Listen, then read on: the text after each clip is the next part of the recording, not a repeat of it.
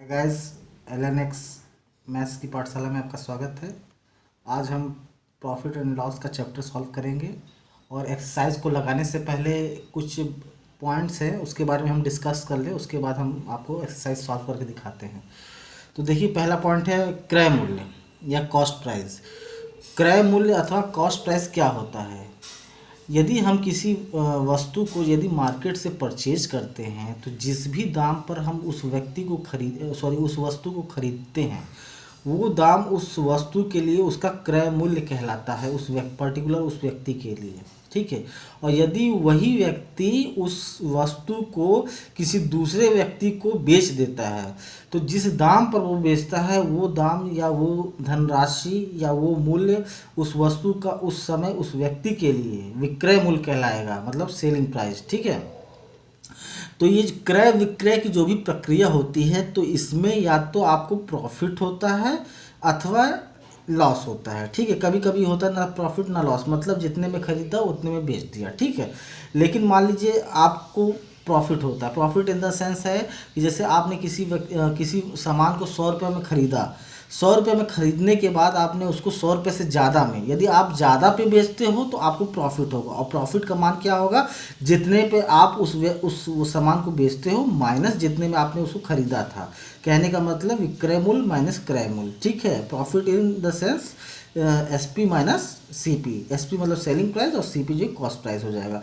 उसी प्रकार से यदि आप मान लीजिए सामान को आपने 100 रुपये में ख़रीदा था और 100 रुपये से कम में बेचते हो तो उस अवस्था में आपको लॉस होगा, मतलब हानि होगी। और हानि का मान क्या होगा? जितने में आपने उस वस्तु को खरीदा था माइनस जितने में उस सामान को आपने बेचा है, मतलब cost price minus selling price. ठीक है। जैसे सपोज मान लीजिए आपने 100 में ख़रीदा था, 88 रुपये में बेचा तो आपको 12 रुपये का नुकसान हुआ। और ये आएगा कैसे? 100 माइनस 88। 100 क्या था? उस व्यक्ति को खरीदने का दाम, मतलब क्रय मूल्य, और माइनस 88 क्या था? Selling price. और सेलिंग प्राइस क्या है? जितने दाम पर उस वस्तु को आपने बेचा है। ठीक है। तो ये हमारा प्रॉफिट हो गया, लॉस हो गया। ठीक। और क्रय मूल्य विक्रय मूल्य क्या होता है ये आपको हमें उम्मीद है समझ में आ गया होगा। ठीक है। इसको एक्सप्लेन थोड़ा हम और समझाएंगे क्योंकि जनरली जो है कॉस्ट प्राइस और सेलिंग प्राइस में कन्फ्यूज़न होता रहता है बच्चों को, इसीलिए इसी वजह से वो क्वेश्चंस गलत कर देते हैं। इसको थोड़ा डिटेल में भी हम और बताते हैं आपको। अब आती है बात जो है परसेंटेज लाभ की। परसेंटेज लाभ का मतलब क्या होता है? ठीक है। तो देखिए बता रहा हूँ। देखिए, परसेंटेज लाभ का मतलब होता है कि हमें कितने प्रतिशत का लाभ हुआ। जैसे आपको पता है कि आपको लाभ कितना हुआ है, ठीक है, तो उसका परसेंटेज लाभ क्या होता है ये इसकी बात हो रही है। तो लाभ जो भी हमको लाभ हुआ है कितने रुपए में से लाभ हुआ है इंटू 100, यही इसका फॉर्मूला होता है। और कहने का मतलब एग्जांपल के तौर पे बताते हैं। सपोज मान लीजिए आपने किसी सामान को 100 रुपये में ख़रीदा था, इसको आपने 120 रुपये में बेच दिया तो आपको प्रॉफिट कितना हुआ? 120 माइनस 100 जो कि मान आ जाएगा 20 रुपये। तो 20 रुपये का प्रॉफिट हुआ। ठीक है। 20 रुपये का प्रॉफिट हुआ, लेकिन कितने रुपए में से हुआ?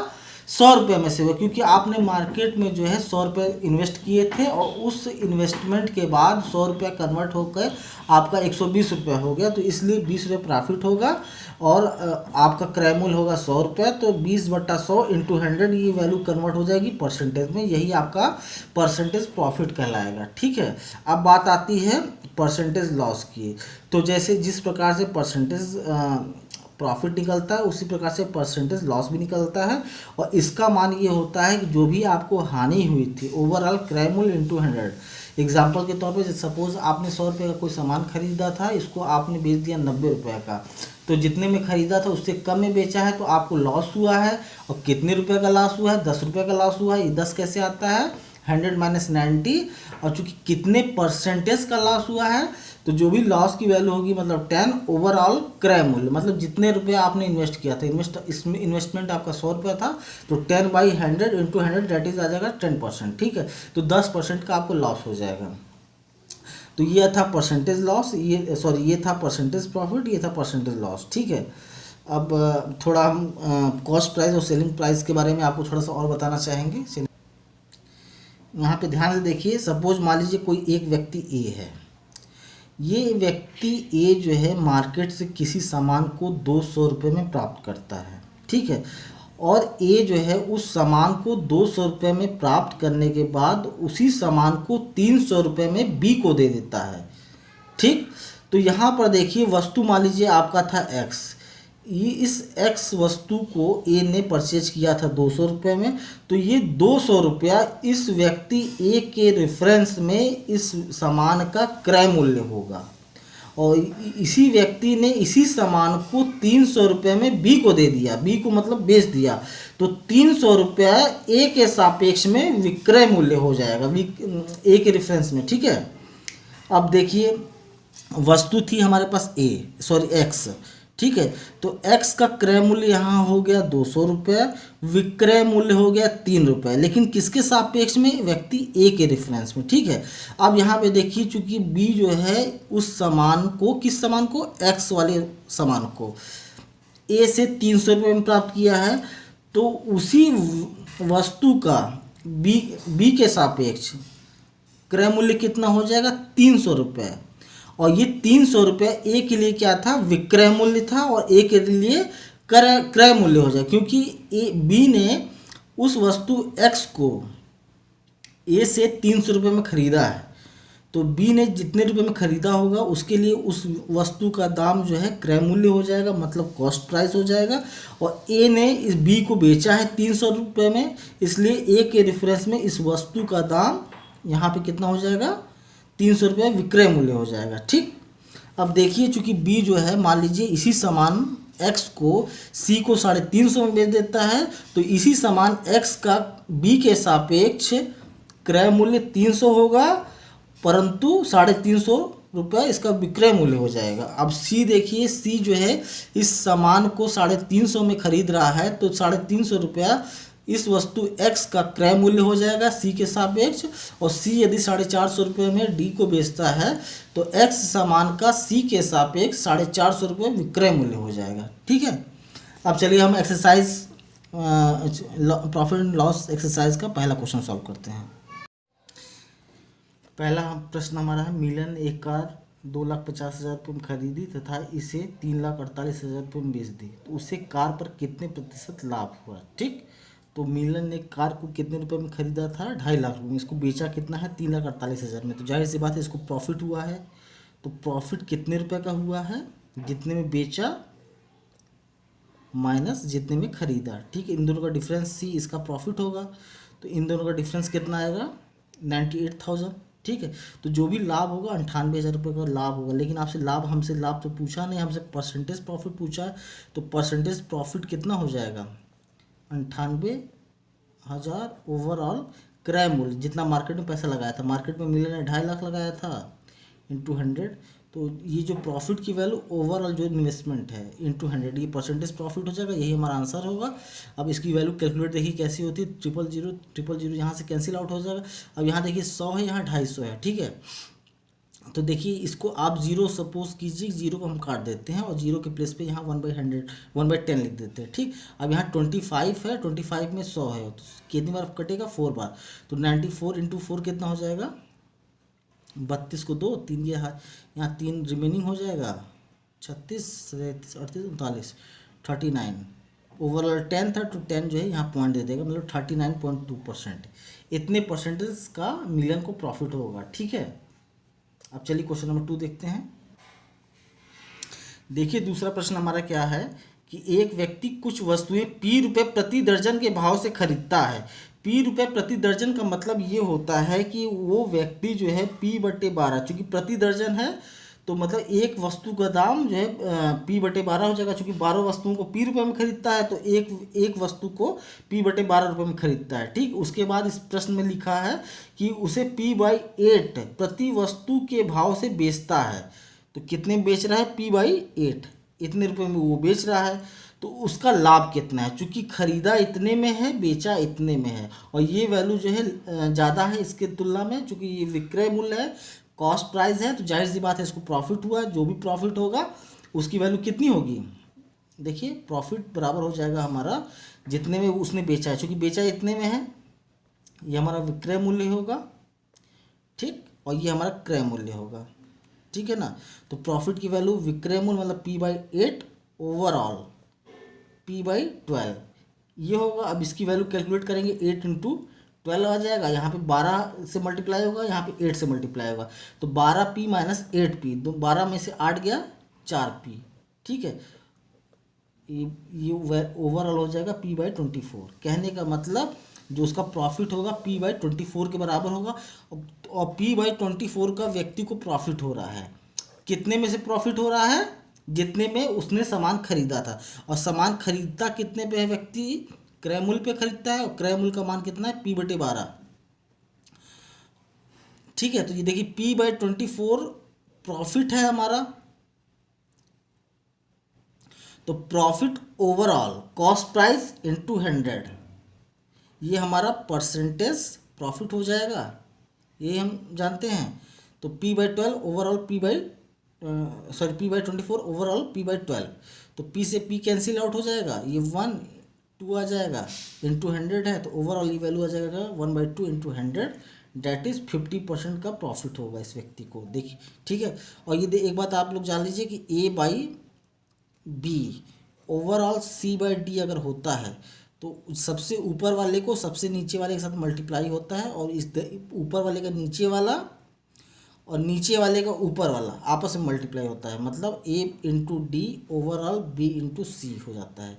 ठीक है, तो इस केस में देखिए, इस प्रश्न में p/24 था, ओवरऑल p/12 था, तो इस p का मल्टीप्लाई होगा 12 से, और इस 24 का मल्टीप्लाई होगा p से।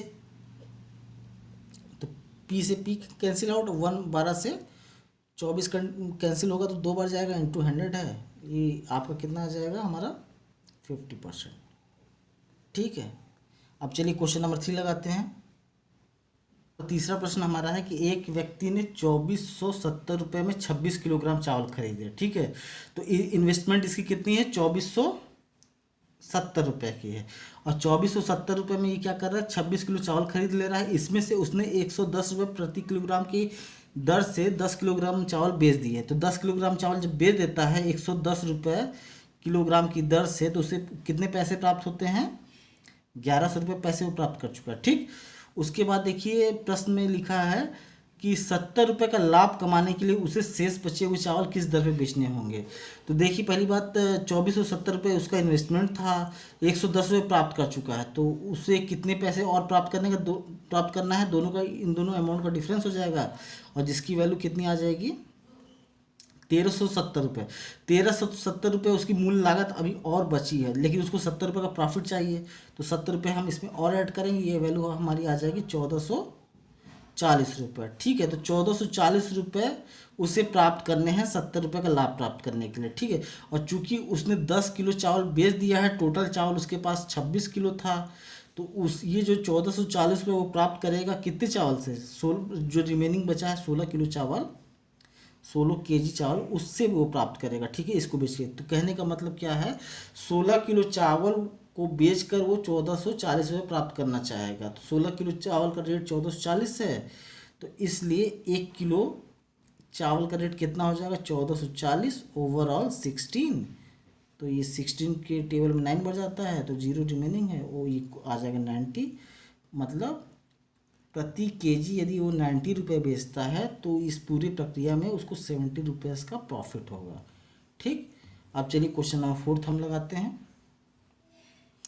देखिए चौथा क्वेश्चन हमारा है कि एक व्यक्ति ने एक घोड़ा तथा एक गाड़ी 20,000 रुपये में खरीदे, और उसने घोड़े को 20% लाभ तथा गाड़ी को 10% की हानि पर बेच दिया। इस प्रकार से उसे कुल सौदे में 2% का लाभ हुआ, तो घोड़े का क्रय मूल्य कितना है? ठीक है, तो जो भी ये प्रश्न है इसको हम एलिगेशन वाले मेथड से सॉल्व करेंगे, मिश्रण में जैसे सॉल्व करते हैं उस प्रकार सॉल्व करेंगे, क्योंकि इसका सॉल्यूशन उस मेथड से इजी आ जाएगा। ठीक, देखिए मान लीजिए यदि घोड़े को जो क्रय किया है, अगर जो भी उसका कॉस्ट प्राइस अगर उसको 100% हम मानते हैं, तो उसने उसको 20% प्रॉफिट पर बेचा है, तो घोड़े का जो बेचने का दाम हो जाएगा कितना हो जाएगा? 1/120%।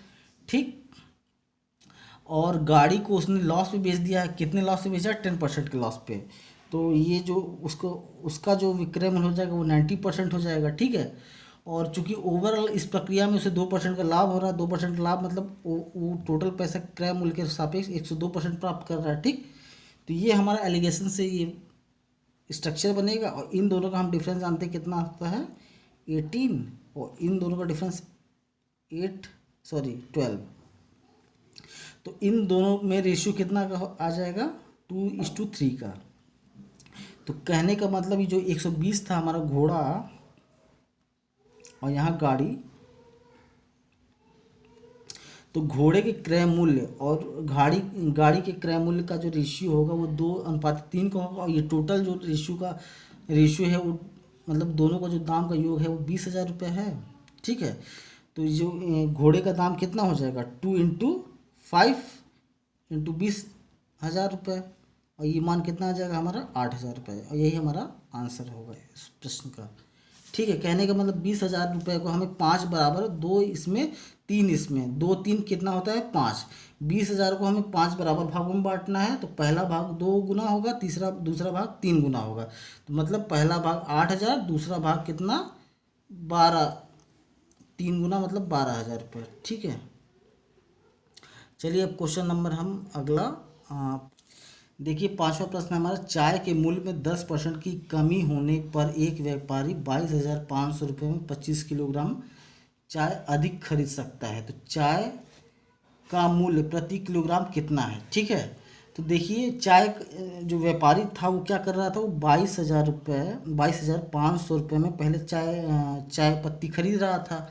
अब चाय के दाम में कमी होगी, कितनी कमी होगी 10% की। 10% की जब कमी होती है तो वो इतने ही रुपए में 25 किलोग्राम चाय अधिक खरीद सकता है। ठीक है, मतलब पहले भी 22,500 खरीद रहा था, अब भी 22,500 खरीद रहा है, लेकिन अब क्या हो रहा है कि उस चाय के दाम में 10% कमी हो जा रही है, तो वो 25 किलोग्राम इतने ही रुपए में अधिक खरीद ले रहा है।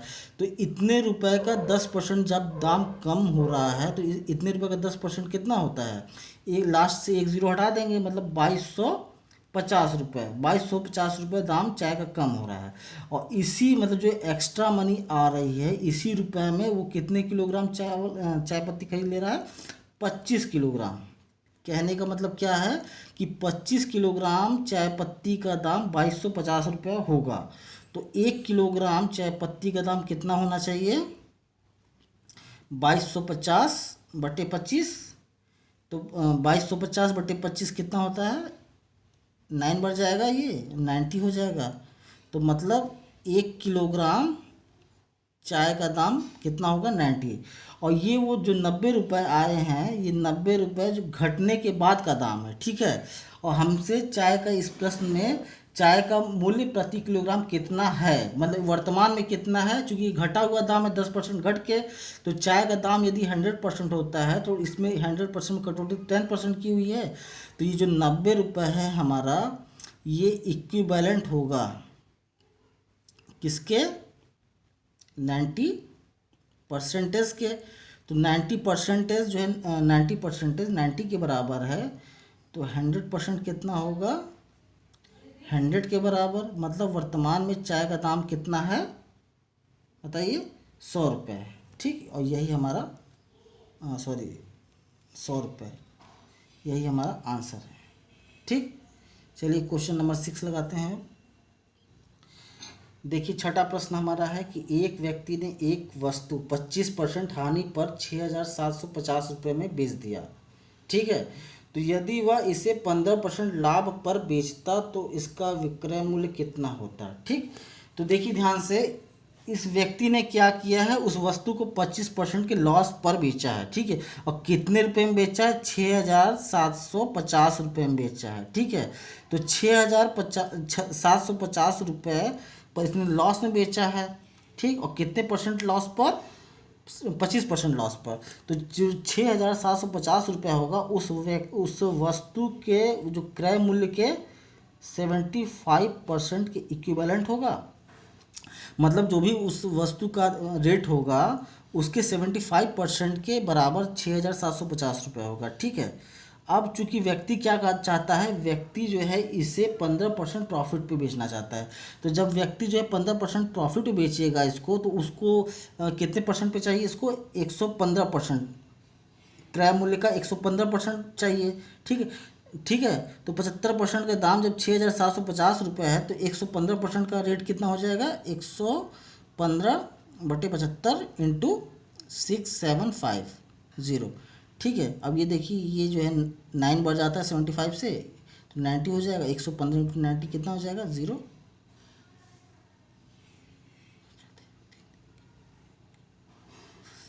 10,350 रुपये। ठीक है, कहने का मतलब व्यक्ति यदि उस सामान को 10,350 रुपये में बेचता है तो उस व्यक्ति को 15% का इसमें प्रॉफिट होगा। ठीक, चलिए क्वेश्चन नंबर 7 सॉल्व करते हैं। देखिए 7वां प्रश्न है हमारा कि एक वस्तु को 1754 में बेचकर उतना ही लाभ होता है, वो लॉस होता है, लेकिन उस वस्तु को हम यदि 1754 में बेचेंगे तो हमको प्रॉफिट होगा। तो इतने रुपए में बेचने पे लॉस, इतने में बेचने पे प्रॉफिट। तो जो भी वस्तु का क्रय मूल्य होगा उन दोनों के बीच में, मतलब इससे ज़्यादा होगा और इससे कम होगा। ठीक है, अब यहाँ देखिए इस सेंटर जो भी इसका रेट होगा उसका इसके मध्य या मध्य में कहीं होगा। अब देखिए मध्य में वो होगा कहाँ पे, यदि मान लीजिए उसका रेट कुछ भी हो, सपोज x हो मान लीजिए, तो अगर हम 1492 में बेचते हैं तो हमें कुछ रुपए का नुकसान हो रहा है। ठीक, और यदि हम उसको 1754 में बेच रहे हैं तो हमें उतने ही सेम रुपए का ही, जितना इधर हमें नुकसान हो रहा है उतने रुपए का हमको प्रॉफिट हो रहा है। तो कहने का मतलब ये जो पॉइंट होगा इन दोनों के सेंटर में होगा वो। ठीक है, तो हमेशा जब भी हम इस प्रकार का क्वेश्चन होगा तो जो भी क्रय मूल्य होगा उस वस्तु का इन दोनों के माध्य के बराबर होगा, या तो कहने का मतलब ये है कि उन दोनों के सेंटर के बीच में होगा। कहने का मतलब इसमें से हम जितना रुपए जोड़ेंगे उतना ही रुपए इसमें घटाएंगे तो हमें क्रय मूल्य प्राप्त हो जाएगा। ठीक, तो क्रय मूल्य का मान कितना हो जाएगा इस समय, दोनों का माध्य मतलब दोनों का सेंटर, और दोनों का सेंटर के लिए दोनों को जोड़ देते हैं और जोड़ने के बाद हम 2 से डिवाइड कर देंगे। ठीक है, तो इसमें प्लस इसमें जो दोनों को जोड़ेंगे तो हम कितना आ जाएगा, 1754, 4 2 6, 15 4 1 3246 को 2 से डिवाइड कर देते हैं तो 16 2 1, इतने रुपए इस वस्तु का कॉस्ट प्राइस होगा, 1661 रुपया। और यही 1661 इन दोनों संख्याओं के सेंटर में होगा। ठीक है, और यही हमारे इस प्रश्न का आंसर भी होगा। ठीक, चलिए क्वेश्चन नंबर 8 सॉल्व करते हैं। देखिए 8वां प्रश्न है कि एक वस्तु को किसी निर्धारित मूल्य पर बेचा जाता है, उस मूल्य के 2/3 पर बेचने से 10%। देखिए क्वेश्चन नंबर 9 है कि कोई वस्तु यदि x रुपए में बेचते हैं तो हमें 15% का क्या होता है, लॉस होता है। ठीक है, लॉस होता है। और यदि इसी वस्तु को हम y रुपए में बेचते हैं तो हमको 15% का प्रॉफिट होता है। तो y माइनस एक्स की वैल्यू, y माइनस एक्स तथा y प्लस एक्स में क्या अनुपात है। ठीक है, तो कहने का मतलब ये प्रश्न हमारा था कि y में अगर हम उस वस्तु को बेच रहे हैं तो 15% का लॉस हो रहा है, x में बेचते हैं तो 15 का लॉस हो रहा है, और y में बेचते हैं तो 15 का प्रॉफिट होता है। ठीक है, तो देखिए ये पहली बात तो ये y माइनस जो x होगा, पहली बात तो ये देखिए इतने बेच रहे हैं तो लॉस, इतने पे बेच रहे हैं तो प्रॉफिट, तो y जो है x से ज़्यादा होगा और x जो है y से कम होगा। दोनों का डिफरेंस क्या होगा, इतने में बेच रहे हैं तो लॉस है। तो सपोज मान लीजिए ये कहीं 100% का दोनों के बीच में होगा। क्यों, क्योंकि यहाँ पे लॉस जो है 100 से कम होगा और प्रॉफिट जो है 100 से ज़्यादा होगा, और दोनों के बीच का जो डिफरेंस होगा वो कितना होगा, 30% के बराबर होगा। ठीक है, तो y माइनस एक्स का जो दाम होगा, y माइनस एक्स का जो प्राइस होगा, उन दोनों के बीच का डिफरेंस कितना होगा, 30% के बराबर होगा। ठीक, और y प्लस एक्स कितना होगा। अब पहली बात देखिए, चूंकि ये y पर बेचने 15% का प्रॉफिट होता है तो इसका ये मतलब है कि y कितना है हमारे पास, 115%, और x कितना 15 का लॉस हो रहा है तो ये कितना होगा हमारा 85%। तो दोनों का डिफरेंस कितना है 30%, और दोनों का समेशन कितना है 115 प्लस 85, कितना परसेंट, परसेंट से परसेंट कैंसिल आउट, 30 ओवरऑल, ये हमारा 200 आ जाएगा। तो 0 0, ये कहने का मतलब 3/20, जो भी रेशियो आएगा 3:20 का आएगा और यही हमारा आंसर होगा इस प्रश्न का। ठीक है, चलिए क्वेश्चन नंबर 10 लगाते हैं हम। देखिए क्वेश्चन नंबर 10 है हमारा कि किसी वस्तु के क्रय मूल्य तथा विक्रय मूल्य का अनुपात 20:21 है, तो उस वस्तु का लाभ प्रतिशत कितना है। ठीक है, कहने का मतलब देखिए 20 जो 21 दिया है ये क्या है, उस वस्तु के क्रय मूल्य और विक्रय मूल्य का अनुपात है। तो क्रय मूल्य क्या होता है, जितने में हम वस्तु को खरीदते हैं, और विक्रय मूल्य क्या होता है, जितने पर उस वस्तु को बेचते हैं। तो कहने का मतलब दोनों में अनुपात 20:21 है, तो इसका ये सेंस होता है कि 20 में खरीदा और कितने में बेचा, 21 में। तो जब 20 में खरीदा था, 21 में बेचा था, तो कितने का प्रॉफिट हुआ, 1 का प्रॉफिट हुआ। कितने में से हुआ, 20 में से, क्योंकि 20 में खरीदा था, इंटू 100। यही होता है हमारा परसेंटेज प्रॉफिट की वैल्यू। ठीक है, तो ये बराबर 1/20 इंटू 100, जो कि कितना होता है 5% के बराबर। कहने का मतलब ये है कि इस प्रश्न का हमारा उत्तर 5% आएगा। ठीक, चलिए क्वेश्चन नंबर हम 11 देखते हैं अब। क्वेश्चन नंबर 11 देखिए, किसी वस्तु को यदि 69.60 में बेचने पर 75% की हानि होती है, तो उस वस्तु का क्रय मूल्य कितना होगा। ठीक है, तो कहने का मतलब जो 69.6 है, इतने रुपए में यदि हम उस सामान को बेचते हैं, तो हमको लॉस कितना क्या होता है, 25% का। जब 25% का लॉस होता है, तो 69.60 ये कितने परसेंट के बराबर होगा, 75% के बराबर। किसकी परसेंटेज, किसके रेफरेंस से, उस वस्तु के क्रय मूल्य के रेफरेंस, मतलब उस वस्तु के क्रय मूल्य का 75% 69.60 के बराबर होगा। ठीक है, तो हमें चूंकि इसे फाइंड आउट क्या करना है कि उस वस्तु का क्रय मूल्य कितना है, तो क्रय मूल्य उस वस्तु कितना हो जाएगा 100%। तो 100% बराबर कितना आ जाएगा हमारा 100 ओवरऑल 75 इंटू 69.6। ये 3.2 और 4 से मल्टीप्लाई कर दीजिए तो 92.8। ये क्या है हमारा, पैसे में है वैल्यू, हाँ ये रुपए में वैल्यू है, तो 92 रुपये 80 पैसा, ये इस प्रश्न का उत्तर होगा। ठीक है, चलिए क्वेश्चन नंबर हम 12 सॉल्व करते हैं अब। देखिए क्वेश्चन नंबर 12 है हमारा कि किसी वस्तु को 20% लाभ पर बेचने से उसे 20% हानि पर बेचने की तुलना में 60 रुपये अधिक प्राप्त होते हैं, तो वस्तु का क्रय मूल्य कितना होगा। ठीक है, तो कहने का ये मतलब है कि यदि हम उस वस्तु को 20% के लॉस पर बेचते हैं, 20% के लॉस पर बेचते हैं, ठीक, और 20% के प्रॉफिट में बेचते हैं, तो जो लॉस होगा ये वाला 20% का, और यहाँ जो प्रॉफिट होगा 20% का ये वाला, इन दोनों के मध्य में उस वस्तु का क्रय मूल्य होगा। ठीक, तो जब ये दोनों जब प्रोसेस होती है, लॉस वाली और प्रॉफिट वाली, तो दोनों का डिफरेंस कितना हो जाता है 40% के बराबर। ठीक है, कहने का मतलब लॉस के कंपैरिजन में जो प्रॉफिट होगा उससे हम 40% अगर बढ़ते हैं क्रय मूल्य की तुलना में, तो हमें 60 रुपये ज़्यादा प्राप्त होते हैं। तो जो 40% होगा किसका, क्रय मूल्य का, वो इक्विवेलेंट हो जाएगा 60 रुपये के।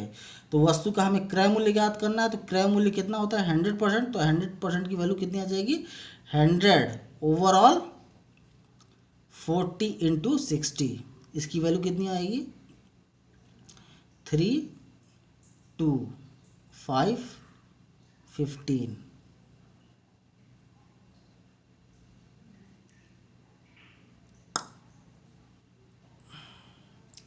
सॉरी, यहाँ पे एक ज़ीरो हमने फालतू काट दिया है। देखिए 1 0 से ये 0 कटेगा, यहाँ पे 100 बचा है, तो यहाँ 50 आएगा, 50 इंटू 3 ये 150 आ जाएगा। यही हमारा आंसर होगा इस प्रश्न का।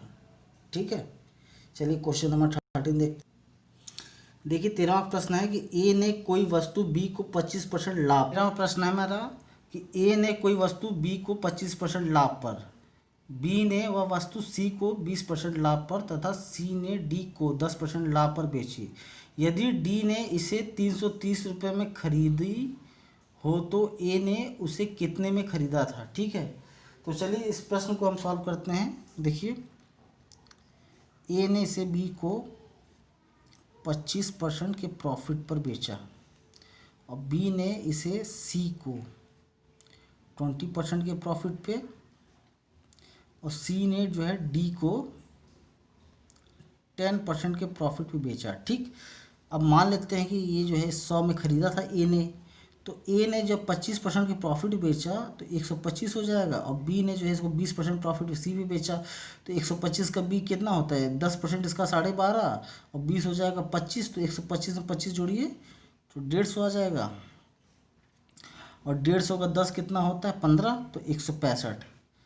और फाइनली प्रश्न में लिखा है कि यदि डी ने इसे 330 रुपये में ख़रीदा हो, तो डी ने कितने में परचेज किया था, 330 रुपये में। मतलब कहने का मतलब ये है कि 165 इक्विवेलेंट है।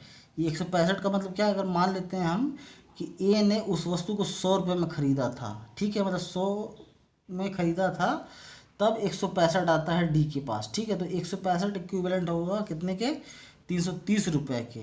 तो हमें क्या ज्ञात करना था कि ए ने उसे कितने में ख़रीदा था। ठीक है, तो कहने का मतलब ए में ने कितने में ख़रीदा था 100 में, तो 165 जो है 330 के बराबर है, तो इम्प्लाई करेगा कि 100 की वैल्यू कितने के बराबर हो जाएगी, 100 ओवरऑल 165 इंटू 330, इन दोनों को मल्टीप्लाई होता है, इससे डिवाइड होगा। ठीक है, 165 का दो बार जाएगा, ये ओवरऑल आ जाएगा 200। यही हमारा आंसर होगा इस प्रश्न का। ठीक है, चलिए क्वेश्चन नंबर हम 14 देखते हैं।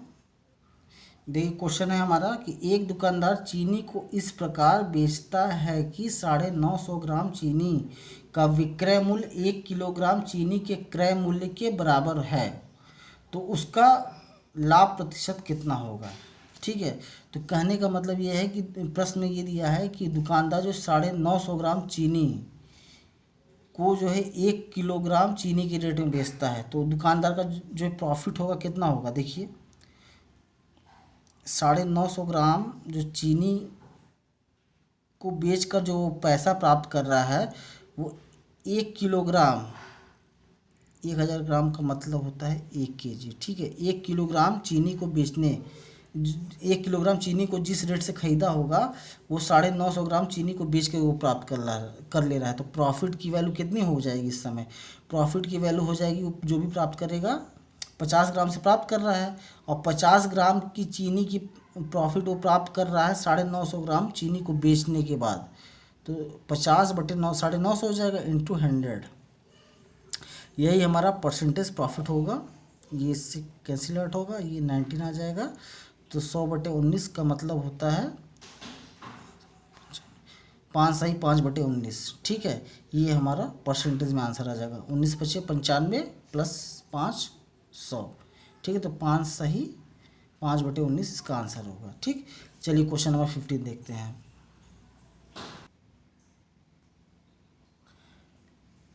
क्वेश्चन नंबर 15 है हमारा, यदि किसी निर्माता का लाभांश 10%, थोक विक्रेता का लाभांश 15% तथा फुटकर विक्रेता का लाभांश 25% हो, तो उस वस्तु का उत्पादन मूल्य क्या होगा जिसका फुटकर मूल्य 1265 रुपये है।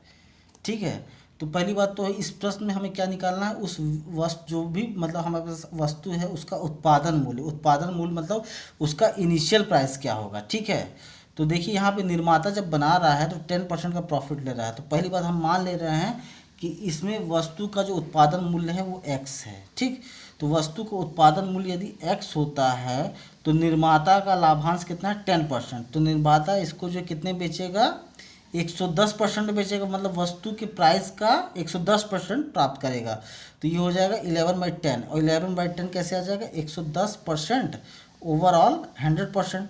ठीक है, तो 11/10 जीरो से कैंसिल हो जाएगा, 11/10 आ जाएगा। ठीक, उसके बाद थोक विक्रेता का लाभांश परसेंट 15, इसी प्राइस का अब हमको निकालना पड़ेगा 15%, तो इस प्राइस का 15% कितना हो जाएगा 115/100, तो कितना आ जाएगा 115/100 मतलब 23/20। ठीक है, अब इसका फुटकर विक्रेता जो है 25% इसी प्राइस पे प्राप्त कर रहा है, तो इस प्राइस का 25% कितना हो जाएगा 5/4। 5/4 कैसे आ जाएगा 125/100। ठीक है, तो ये 5/4 हो जाएगा, तो 5/4 हो जाएगा। ठीक, तो और इन तीनों का जो मल्टीप्लिकेशन होगा वो किसके बराबर होगा 1265 रुपये के। ठीक, क्योंकि 1265 रुपये ही वो है जिस पर सामान जो है फुटकर में बिक रही है, मतलब उस वस्तु का जो कमोडिटी का फुटकर रेट दिया है 1265, तो इन सब की पूरी वैल्यू 1265 के बराबर हो जाएगा, ठीक है। और एक्स क्या था, वस्तु का जो उत्पादन प्राइस था, मतलब इनिशियल प्राइस, तो एक्स की वैल्यू हमें फाइंड आउट करनी है। अब यहाँ पे देखिए 11 से अगर हम इसको कट करते हैं तो 1 टाइम्स, और ये 3 टाइम्स जाएगा 15 होगा, 1 बचेगा, तो यहाँ कितना आ जाएगा 3, ठीक है। यहाँ देखिए 11 से डिवाइड हुआ है तो 11 1 टाइम्स जाएगा 11, 1 बचेगा 1 6 16 होता है, तो 1 टाइम्स फिर जाएगा ये 1 1, और ये बचेगा 5, तो ये 115 बार जाएगा, ठीक है। अब 115 में 23 से काटेंगे तो 5 बार टाइम जाएगा, और 5 से 5 कट हो जाएगा, तो x की वैल्यू आ जाएगी हमारी 10 × 20 × 4, जो कि कितनी है 100, सॉरी 800। यही हमारा इस प्रश्न का आंसर होगा, ठीक है। 800 क्या होगा, मतलब वस्तु का इनिशियल प्राइस होगा, ठीक। कहने का मतलब 800 रुपये में सामान को निर्माता लेकर 10% पर बेचेगा, और थोक विक्रेता को, और थोक विक्रेता जो है इसे 15% प्रॉफिट लेने के बाद इसको फुटकर में बेचेगा, फुटकर विक्रेता को। फुटकर विक्रेता 25% का प्रॉफिट लेने के बाद इसको मार्केट में पब्लिक को सप्लाई करेगा, कितने रुपए में, 1265 रुपये में, ठीक है। चलिए क्वेश्चन नंबर 16 देखते हैं। देखिए क्वेश्चन नंबर 17 है, किसी वस्तु को 21 रुपये में बेचने से एक व्यक्ति को क्रय मूल्य के बराबर प्रतिशत हानि हुई, तो वस्तु का क्रय मूल्य कितना था, ठीक है। अब देखिए इसमें हम सामान को क्या कर रहे हैं, 21 रुपये में बेच रहे हैं, और जब 21 रुपये का सामान को बेचा जाता है तो हमको जो वस्तु का जो भी कॉस्ट प्राइस था उतने ही परसेंटेज की लॉस होता है, ठीक है। तो इसका इसका जो सिंपल सॉल्यूशन, जो पहला ऑप्शन आप देख रहे हैं यहाँ पे कितना है, 30 अथवा 70%, तो यही इसका राइट आंसर है। क्यों, देखिए अगर मान लीजिए हम इस वैल्यू को सेटिस्फाई कराते हैं कि मान लीजिए अगर 30% वस्तु का दाम का प्रॉफिट या लॉस होता है, देखिए पहले ऑप्शन में क्या है कि अगर देखिए इस ये ऑप्शन अगर सही होता है तो वस्तु का दाम कितना हो जाएगा 30 रुपये, तो 30 रुपये का 30% कितना होता है 9 रुपये, तो 30 में से 9 गया 21, सेटिस्फाई कर रहा है आंसर। और दूसरा है और 70%, मतलब 70 रुपये उस वस्तु का क्रय मूल्य होगा, तो 70 का 70% कितना होता है 49, तो 70 माइनस 49 कितना होगा 21, तो ये वैल्यू सेटिस्फाई कर गई। तो इसका मतलब यही कि पहला आंसर हमारा सही है, ठीक है। इसके अलावा बाकी जो बी सी डी जो ऑप्शन है वो सेटिस्फाई नहीं करेगा, ठीक है। और रही बात इस क्वेश्चन को एग्जैक्टली हम स्टेप बाय स्टेप सॉल्व कैसे करते हैं वो देखिए आप। इस इक्वेशन में मान लेते हैं कि उस वस्तु का क्रय मूल्य जो है x है, ठीक है।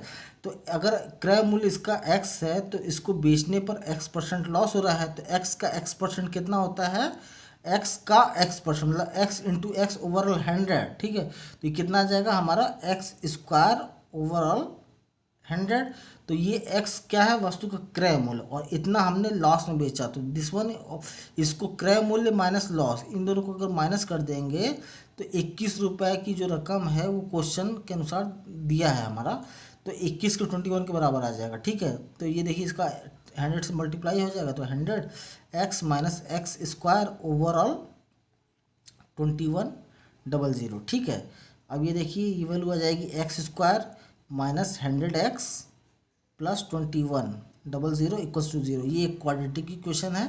अब x की वैल्यू हमको सॉल्व करना है, ठीक है। तो x देखिए फैक्टर कितना आएगा, हम जानते हैं चूँकि x² minus alpha plus beta into x plus alpha into beta, तो 21 का मल्टीप्लायर हमको खोजना है, तो 21 का 21 का मल्टीप्लायर जो होगा 7 इंटू 3 होगा, तो 00 है तो 10 यहाँ, ये 10 यहाँ शिफ्ट कर देते हैं, तो 1 से x माइनस 70 x माइनस 30, ये इसका सॉल्यूशन होगा इक्वल्स टू 0, तो x की वैल्यू 70 आ जाएगी और x की वैल्यू 30 आ जाएगी, ठीक है। देखिए x² हो गया, अब माइनस और 70 प्लस 30 100 हो जाएगा, और प्लस 70 तियाँ 2100, ठीक है। क्योंकि जो भी मतलब रूट्स होता है, अगर रूट्स किसी भी क्वाड्रेटिक इक्वेशन के अल्फ़ा बीटा हैं, तो जो क्वाड्रेटिक इक्वेशन क्या होती है, x² माइनस मूलों का योगफल, मतलब alpha plus beta into x plus alpha into beta equals to 0, ठीक है। तो इसलिए इसका सॉल्यूशन 70 और 30 दोनों होगा, मतलब दोनों वैल्यू सेटिस्फाई करेगी, इसलिए इसका आंसर 30 और 70 होगा। ठीक है, जो कि ऑप्शन हमारा जो दिया गया है पहला ऑप्शन वो सही है। ठीक, चलिए क्वेश्चन नंबर 18 सॉल्व करते हैं। देखिए क्वेश्चन नंबर 18 हमारा है कि किसी वस्तु को बेचने पर एक व्यक्ति उसके विक्रय मूल्य के 25% के बराबर लाभ कमाता है, तो उसका लाभ प्रतिशत कितना है। ठीक है ना, तो देखिए इस क्वेश्चन में है क्या कि जो व्यक्ति है उसके विक्रय मूल्य के 25% के बराबर जो प्रॉफिट कमाता है। तो विक्रय मूल्य हम मान लेते हैं कि उस वस्तु का विक्रय मूल्य कितना है, 100 रुपये।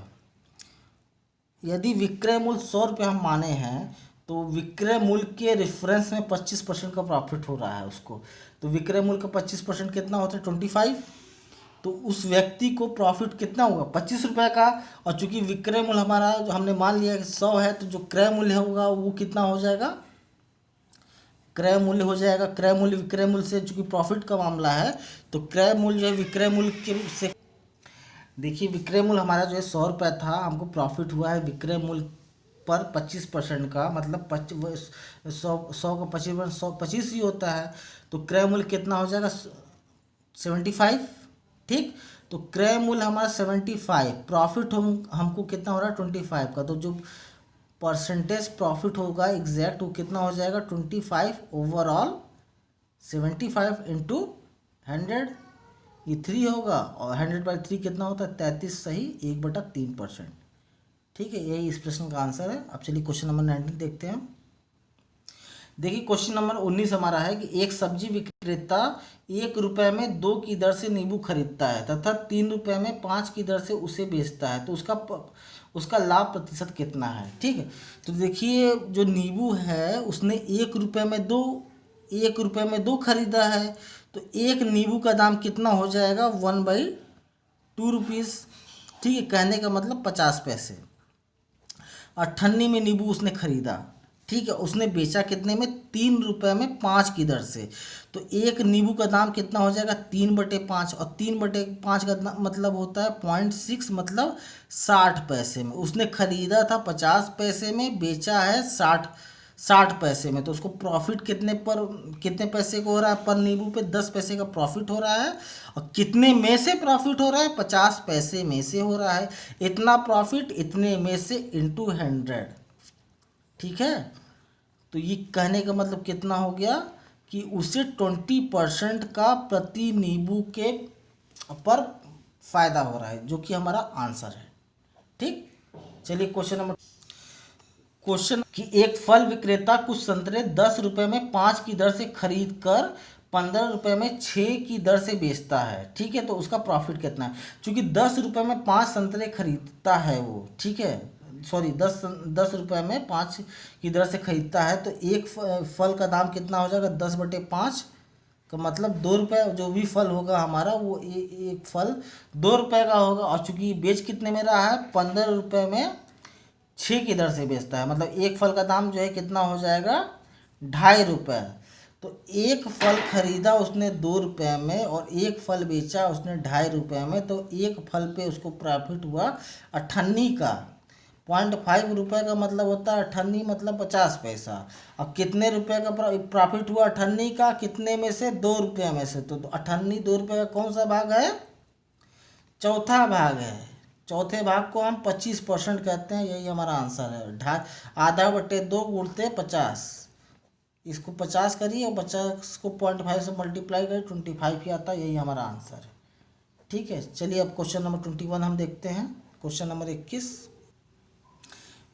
21 देखिए, 1 रुपये के 20 की दर से बटन बेचने पर एक दुकानदार को 4% हानि होती है। ठीक है, कहने का मतलब ये है कि जो एक बटन का दाम है 1 रुपये में 20 ठो बेच रहा है, तो एक बटन कितने बेचेगा दुकानदार, 1/20 में। और 1/20 में बेचने के बाद होता क्या है, दुकानदार को 4% की हानि होती है। मतलब एक बटन का दाम 1/20 है, वो उस बटन के एक्चुअल दाम के 96% के बराबर है, क्योंकि 100% तो उसका एक्चुअल दाम होगा और इसको लॉस हो रहा है तो 4% का, तो ये बटन के 4% के लेस वैल्यू के बराबर होगा 1/20। ठीक, उसके बाद प्रश्न में लिखा है हमारा कि इस पर 20% लाभ कमाने हेतु 1 रुपये में कितने बटन बेचने चाहिए। क्योंकि व्यक्ति को चाहिए क्या कि उसे 20% का प्रॉफिट हो, तो 20% प्रॉफिट प्राप्त करने के लिए हमें इस वस्तु को कितने पे बेचना पड़ेगा, 120% पे ना। तो 96% का मान बराबर है 1/20, तो 120% की वैल्यू किसके बराबर हो जाएगी, 120 ओवरऑल 96 इंटू 1/20। ठीक है, अब ये 0 से 0 कैंसिल आउट होगा, ये 1 6 एक बार 1 टाइम्स और 6 टाइम्स। ठीक है, तो 1/16 हो जाएगा वैल्यू। कहने का मतलब ये है कि उस व्यक्ति को 1 रुपये में कुल मिला के 16 बटन अगर बेचता है तो 20% का प्रॉफिट होगा। ठीक है, यही हमारा आंसर है। वो क्या आंसर है कि 1 रुपये में 16 बटन बेचिए वो। ठीक, चलिए क्वेश्चन नंबर अगला 22 देखते हैं। देखिए क्वेश्चन नंबर 23 है कि 36 संतरे बेचने पर एक फल विक्रय मूल्य के बराबर हानि होती है, उसकी हानि प्रतिशत कितनी है। ठीक है, तो देखिए इस प्रश्न में क्या है कि उस व्यक्ति को लॉस हो रहा है। लॉस क्या हो रहा है, 4 संतरों का, 4 संतरों के विक्रय मूल्य के बराबर का लॉस होता है। तो 4 संतरों के विक्रय मूल्य का लॉस कब हो रहा है, जब 36 संतरों को वो जो है बेच रहा है। ठीक है, तो 36 संतरों को वो जब बेचता है तो 4 संतरों के विक्रय मूल्य के बराबर लॉस होता है। तो ये कहने का मतलब है, तो जो लॉस का परसेंटेज हो जाएगा, मतलब percentage of loss equals to बराबर हो जाएगा 4 का लॉस है। कितने में से लॉस है, मतलब विक्रय मूल्य क्रय मूल्य कितना होगा, क्रय मूल्य उस समय आपका 36 + 4, क्योंकि 36 संतरों को बेचने पे जो भी वो पैसा पा रहा होगा वो पैसा जो है उसके क्रय मूल्य के बराबर नहीं होगा। 36 संतरों के पैसे में यदि हमको बेचने में जो पैसा वो पाया है और उसमें 4 संतरों को और बेच देता तो जो पैसा पाता उन दोनों का योगफल जो है उस वस्तु की कम्योडिटी के क्रय मूल्य के बराबर होता। ठीक है, तो ये 4/40 हो जाएगा। कहने का मतलब 4/40 इंटू 100, यही इसका परसेंटेज लॉस होगा। तो 1/10 इंटू 100 डेट इज़ 10% का लॉस होगा इस प्रक्रिया में उसको। ठीक है, फिर से दोबारा बता दे रहा हूँ कि 36 संतरे बेचने पर एक फल विक्रेता को 4 संतरों के विक्रय मूल्य के बराबर हानि होती है। तो उस व्यक्ति को जो हानि हो रही है 4 संतरों के विक्रय मूल्य के बराबर की हानि हो रही है। तो जो परसेंटेज लॉस होता है वो क्या होता है, लॉस ओवरऑल क्रय मूल्य। तो लॉस कितनी हुई, 4 संतरों के विक्रय मूल्य के बराबर। ठीक है, ओवरऑल क्रय मूल्य लिखेंगे तो क्रय मूल्य क्या होगा, 36 संतरों के विक्रय मूल्य प्लस 4 संतरों के और विक्रय मूल्य, क्योंकि 36 संतरों का जो विक्रय मूल्य होगा वो क्रय मूल्य से कम ही है। और उसमें 36 संतरों के विक्रय मूल्य में यदि 4 संतरों का विक्रय मूल्य हम ऐड कर देते हैं तो इन दोनों का समेसन जो होगा वो आ जाएगा हमारे पास आ जाएगा 36 संतरों का क्रय मूल्य आ जाएगा। ठीक है, तो 36 संतरों का क्रय मूल्य कितना आ जाएगा, 36 संतरों का विक्रय मूल्य प्लस 4 संतरों का विक्रय मूल्य। कहने का मतलब जो लॉस होगा वो 4/40 इंटू 100, जिसकी वैल्यू 10% आ जाएगी। और 4/100 का मतलब होता है 4 जो है 4 संतरों का विक्रय मूल्य ओवरऑल 40 संतरों का विक्रय मूल्य। ठीक है, तो 10% का लॉस होगा इस प्रक्रिया में। चलिए अगला क्वेश्चन देखिए, क्वेश्चन नंबर 24 हमारा कि 250 केले बेचने पर एक फल विक्रेता को 50 किलो के विक्रय मूल्य के बराबर लाभ होता है, तो उसका लाभ प्रतिशत कितना है। ठीक है, पहली बात तो इस व्यक्ति को प्रॉफिट हो रहा है, कितने का प्रॉफिट हो रहा है, 50 किलो के विक्रय मूल्य के बराबर हो रहा है। ठीक है, तो 50 किलो के विक्रय मूल्य के बराबर प्रॉफिट हो रहा है उसको। ठीक है, और ये जो 50 किलो के विक्रय मूल्य का बराबर प्रॉफिट कब हो रहा है, जब वो 250 केला बेचता है। तो कहने का मतलब जब वो व्यक्ति 250 केला बेच दे रहा है और उसको प्रॉफिट हो जा रहा है, तो कहने का मतलब 250 बेचने से पहले ही वो क्रय मूल्य को प्राप्त कर ले रहा है। और क्रय मूल्य कब प्राप्त कर रहा है, जब वो 200 केले बेच देता है। क्यों, क्योंकि उसको प्रॉफिट हुआ है 50 किलो के विक्रय मूल्य का। जब 50 किलो के विक्रय मूल्य का प्रॉफिट हुआ है तो इसका ये मतलब होता है कि 250 में से हम लेस करेंगे 50 को, तो जो आएगी वैल्यू हमारे पास 200, तो यही 200 जब केले को व्यक्ति बेच देता है और जिस भी विक्रय मूल्य में बेचता है तो उन सभी का समेसन जो है 250 केले के क्रय मूल्य के बराबर हो जाएगा। तो जो भी हमारे पास परसेंटेज प्रॉफिट आएगा वो आ जाएगा 50 किलो के विक्रय मूल्य ओवरऑल 200 किलो के विक्रय मूल्य इंटू 100। ये मतलब एक बार 4 और यहाँ पे आ जाएगा 25%, और यही इसका प्रॉफिट होगा जो कि हमारा आंसर है। ठीक है, चलिए आज के लिए बहुत है इतना, और अब हम जो है नेक्स्ट वीडियो में इसके आगे के जो भी चूँकि इसका लेवल बहुत ही ईजी था और जैसे जैसे आगे बढ़ेंगे इसका डिफ़िकल्ट लेवल बढ़ेगा, तो उसको नेक्स्ट पार्ट में हम देखेंगे। ठीक है।